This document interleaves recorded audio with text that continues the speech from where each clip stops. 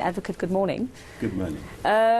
You have high expectations today of what we will possibly hear from the former president?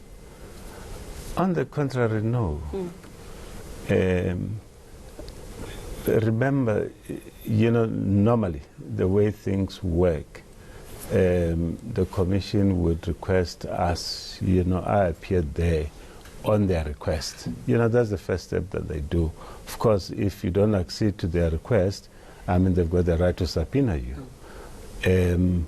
Now, it's far much better when you are requested because you're able to make your submission. They request you based on your encounters before. Then you make a submission based on what you have encountered, whatever you're going to be talking about.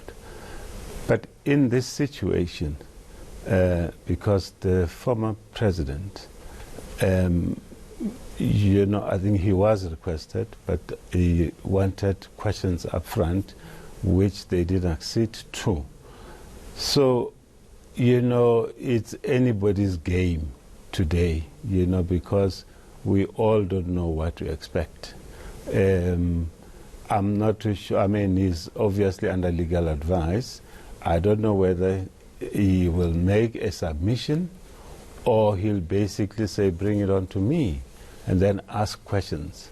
When you say he will make the submission, should we expect his legal team to then represent that submission after Judge Zondo has opened the session? No, I'm saying ordinarily, when requested to appear there, you prepare your submission. Yes. So that they can test you on your submission.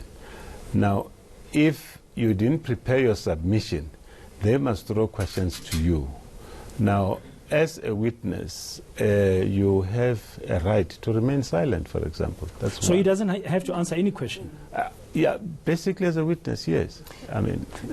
But what though it's not advisable. What happens in that case where we've had, lots of allegations around him since the start, or against him since the start of this inquiry? If he refuses to answer those questions, then what?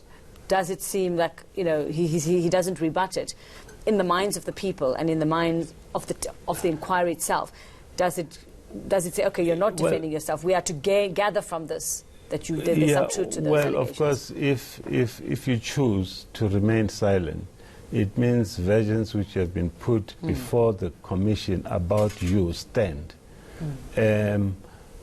But ordinarily, again, I'll go back to that one, it would have been far much better had he applied to cross-question those who came before the commission and put their versions about him. It would have been far much better. But in this instance, he is saying, you have called me, I'm here. Then it's up to the commission to ask him questions. Now, even if they say X said this about that, if he rebuts that, I think it will put us in a predicament, in the sense that you can't say, the version has been tested properly, because witnesses who mentioned his name in one way or the other are not there to be cross-questioned. So it's him going there, and we don't know what questions do they have as a commission. Yeah, because they didn't provide them to him as he requested earlier. They didn't cede to that. Yes. From your experience, you've appeared before the commission at their request. He's appearing at their request. The degree to which Judge Zondo and the commission itself can go to try and get answers to some of those allegations that were made, okay? How far can they go?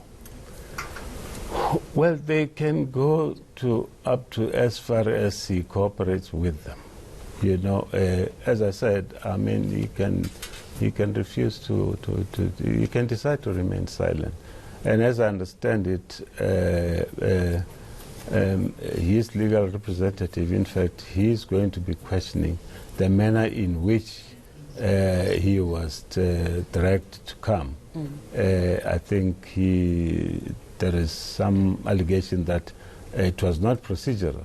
So we may find ourselves in a situation where, depending on what argument his legal team put there, if the chairperson of the commission agrees with the argument put forward by his legal team, the matter may basically be postponed. So you expect a large part of this, advocate, to be about him questioning the actual credibility of this inquiry, because he's previously he said it's impartial, it's been designed to ambush him. He feels he's ambushed, being brought here, and also questioning, the head investigator Raymond Zondo as well. So you expect a large part of that to be about that before he even gets to what other people have said about him at this inquiry.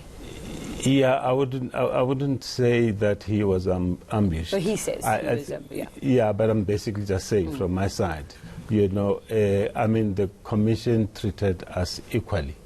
They requested us, well in advance, so you still had a chance to basically participate. But you also have to understand that it's a request, in a way which is like a subpoena. If you don't accede, we'll subpoena you. So you are bound to go there.